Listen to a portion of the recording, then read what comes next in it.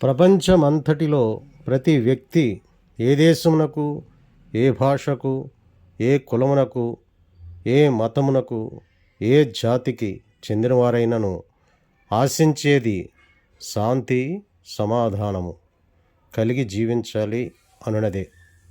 దరిద్రునికి శాంతి సమాధానం లేదు. ధనవంతుడు శాంతిని కలిగి ఉన్నట్లు కొంతవరకు చూపించుకొనవచ్చును, కానీ వాస్తవంగా నిజమైన శాంతి, సమాధానము, నెమ్మది లేకుండగానే జీవితం గడుపుచున్నాడు. దీనికి గల కారణము పరిశుద్ధ గ్రంథము బైబిలు ఇట్లు చెప్పుచున్నది: దుష్టులకు నెమ్మది ఉండదని దేవుడు సెలవిచ్చుచున్నాడు. యెషయా గ్రంథం 48:22 దుష్టులకు శాంతి ఉండదని సెలవిచ్చుచున్నాడు దేవుడు. దుష్టులు ఎవరనగా పాపులు ఎవరనున్నది పరిశుద్ధ గ్రంథము బైబిలునందు రోమాధ్యాయం 3:23 ఈ విధముగా వ్రాయబడి ఉన్నది: ఏ భేదమును లేదు, అందరూ పాపము చేసి ఉన్నారు, పాపము చేయని వాడు ఒక్కడునూ లేడు అని భక్తుడైన దావీదు కూడా చెప్పి ఉన్నాడు. కీర్తన 51:5 కూడా భక్తుడైన దావీదు నేను పాపములో పుట్టి ఉన్నాను అని చెప్తున్నాడు. మనము జన్మ, కర్మ, పాపములను బట్టి పాపులమై నిజమైన శాంతి, సమాధానము లేనివారమై ఉన్నాము. మన పాపములు క్షమించబడని ఎడల మనము నిజమైన శాంతి, సమాధానమును ఈ లోకంలో పొందలేము.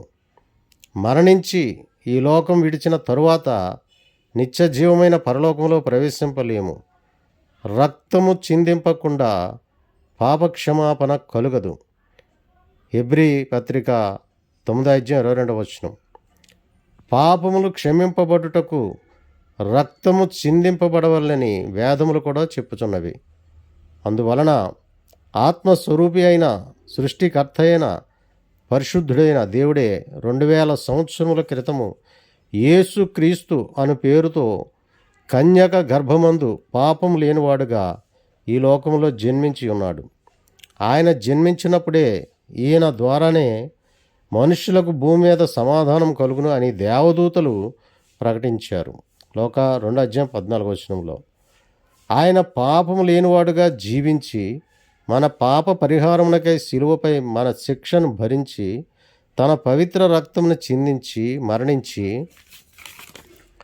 సమాధి చేయబడి మరణమును జయించి 3వ దినమున తిరిగి లేచి పరలోకమునకు వెళ్ళి ఉన్నాడు.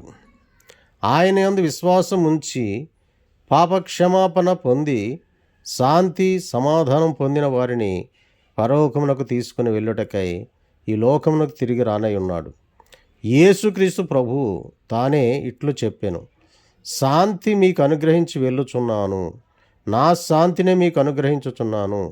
యోహాను సువార్త 14:27 యేసు రక్తము ప్రతి పాపం నుండి మనలను పవిత్రులుగా చేయను. 1 యోహాను 1:7 కనుక మనం పాపములను మనం ఒప్పుకొనిన ఎడల ఆయన యేసుక్రీస్తు ప్రభువు నమ్మదగినవాడును, నీతిమంతుడను కనుక ఆయన మన పాపములను క్షమించి సమస్త దుర్నీతి నుండి మనలను పవిత్రులుగా చేయును.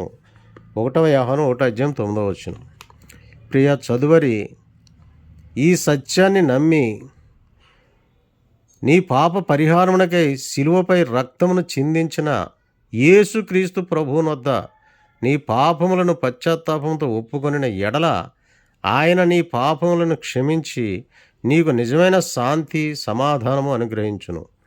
సమాధానకర్తయకు ప్రభువు తానే ఎల్లప్పుడూ ప్రతి విధము చేతను మీకు సమాధానం అనుగ్రహించును గాక. 2 దెస్స 3:16 యేసు ప్రభువా, నేను పాపిని, నన్ను క్షమించి నా పాపములు మీ ప్రశస్తమైన రక్తంతో కడగండి. మిమ్ములను నా సొంత రక్షకునిగా అంగీకరిస్తున్నాను, నా జీవితాన్ని మీకు అప్పగిస్తున్నాను అని మీరు ప్రార్థించిన ఎడల ఆయన మీ పాపములను క్షమించి మీకు రక్షణ భాగ్యం దయచేసి ఆయన మీ హృదయంలో పరిశుద్ధాత్మ దేవుడిగా వచ్చి మిమ్మల్ని నడిపిస్తాడు. జీవితాంతం మీకు తోడుగా ఉంటాడు. చనిపోతే పరలోకమునకు తీసుకెళ్తాడు.